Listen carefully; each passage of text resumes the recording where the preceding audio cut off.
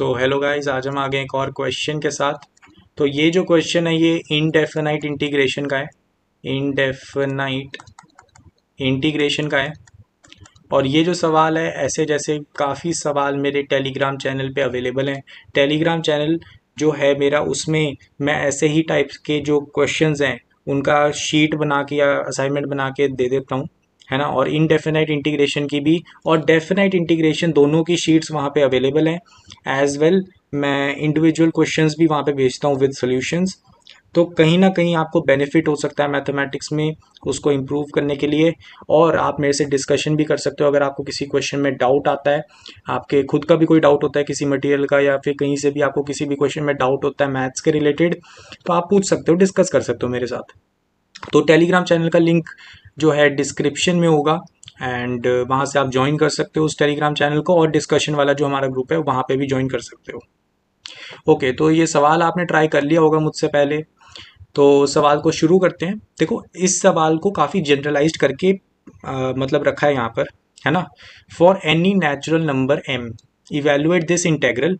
अब इस इंटेग्रल की खास बात मैं अगर तुम्हें बता दूं, पर उससे पहले मैं ये बता दूं कि ऐसे टाइप का जो क्वेश्चन होता है वो बहुत इंपॉर्टेंट है, ठीक है। मतलब इस टाइप का जो सवाल है ना, जिन्होंने पहले सॉल्व नहीं किया होता उनको बहुत कम चांसेस है कि वो ऐसा सोच पाए, ठीक है, कि इसको कैसे सॉल्व करना है। तो बहुत ही इंपॉर्टेंट टाइप का सवाल है, ठीक है। इसमें जो मेन क्लिक होता है, ठीक है, मेन जो इसमें क्लिक करने वाली चीज होती है, जो आपको समझ आना चाहिए दिमाग में, कि आपको यहां पर करना क्या होता है, एक्स से मल्टीप्लाई और divide. This is the main click, ठीक है। ये आपको थोड़ा सा सोचना होता है। अब ये भी मेन क्लिक नहीं है, इसके पीछे का मेन क्लिक तो ये है, लेकिन इसका पीछे का जो आइडिया है, आइडिया कुछ ज्यादा ही बेहतरीन है। कि अगर आप इसके अंदर एक ऐसी चीज बना दो टी लेट से, ठीक है, अभी वो चीज नहीं बनी है, लेकिन अगर आप ऐसी चीज टी यहाँ पे अंदर बना दो कि उसका जो डेरिवेटिव है वो बाहर बन जाए, टी डैश, ठीक है, तो ये सवाल काफी इजीली सॉल्व हो जाएगा। यही आइडिया पे ये बेस्ड है, ठीक है। सो आइडिया तो वही है, ऐसे सारे सवालों में लगता है यही आइडिया कि आपको लेट से कोई टी की पावर 1/m वाले में टी को लेट करना है एंड उसके साथ मल्टीप्लाई में टी डैश हो, ठीक है। तो ये हमारे पास आइडिया है, तो इसी आइडिया के ऊपर वर्क करना है। पर मेन क्लिक तो मैंने आपको बता दिया कि एक्स से मल्टीप्लाई डिवाइड करके ये सवाल हो जाएगा, ठीक है। तो देखो कैसे होगा यहाँ पर। अ, हम्म तो आपने एक्स से मल्टीप्लाई डिवाइड किया ना, तो इंटीग्रेशन लिख देता हूँ ना पहले। इंटीग्रेशन एक्स की पावर 3m प्लस एक्स की पावर 2m प्लस एक्स की पावर m, ठीक है ना। और फिर आपके पास है 2x की पावर 2m प्लस 3x की पावर m प्लस 6 की पावर 1/m, ठीक है ना। तो ये हमारे पास इंटेग्रल है। मैं इसको एक मिनट यहाँ से थोड़ा सा ड्रैग कर लेता हूँ, ठीक है। तो ये हमारे पास इंटीग्रेशन है, ठीक है। यहाँ पर 1/m है इसकी पावर, ठीक है। तो यहाँ पर हमें बस इसी चीज़ को सॉल्व करना है। तो देखो ऐसा करते हैं, यहाँ पर dx है, तो यहाँ पे मल्टीप्लाई डिवाइड मैंने कर दिया x से, ठीक है ना। अब एक x जाएगा यहाँ पे अंदर, ठीक है ना, और एक x यहाँ पर डिवाइड हो जाएगा। क्लियर है। तो इंटेग्रल कैसे बन गया, इंटीग्रेशन x की पावर 3m-1 प्लस x की पावर 2m-1 प्लस x की पावर m-1, ठीक है ना। और यहां पर अंदर क्या बना, यहां पर जो x अंदर जाएगा वो 1/m की वजह से x की पावर m हो जाएगा अंदर, है ना। और फिर वो मल्टीप्लाई होगा, तो 2x की पावर 3m, क्लियर। फिर 3x की पावर 2m प्लस 6x की पावर m की पावर 1/m dx। अब आप ऑब्जर्व करो कि अगर मैं इस चीज को t पुट करूं, ठीक है, इस चीज को मैंने t पुट कर दिया, ठीक है, यहां पर मैंने इसको t पुट कर दिया, तो t का डेरिवेटिव करने पे ये चीज आ जाएगी। सही बात है, क्योंकि यहाँ पे 3m-1 हो जाएगा पावर में, यहाँ पे 2m-1, यहाँ पे m-1, जो कोफिशियंट है वो भी सेम बन जाएंगे। यहाँ पर ये 3m नीचे आएगा तो यहाँ पे 6m बन जाएगा, यहाँ पे भी 6m बन जाएगा, यहाँ पे भी 6m बन जाएगा। क्लियर है।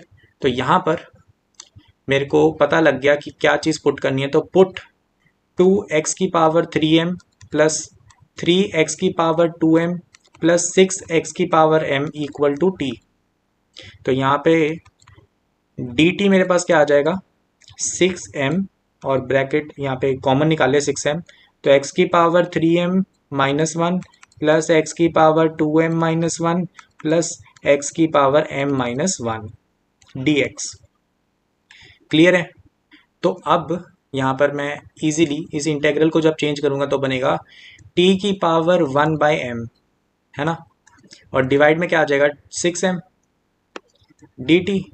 तो बस अब इसमें इंटीग्रेशन करो तो हमने मिला t की power 1/m plus one divided by 1 plus 1/m into 6m, ठीक है, प्लस कांस्टेंट ऑफ इंटीग्रेशन।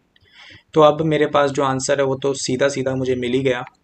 तो यहाँ पर आंसर हो जाएगा हमारा 2x की पावर 3m प्लस 3x की पावर 2m प्लस 6x की पावर m डिवाइडेड बाय यहाँ पर m आएगा, m कटेगा तो 6 टाइम्स m प्लस वन, ठीक है ना, प्लस कांस्टेंट ऑफ इंटीग्रेशन। ये मेरे पास आंसर हो जाता है इस इंटीग्रेशन का।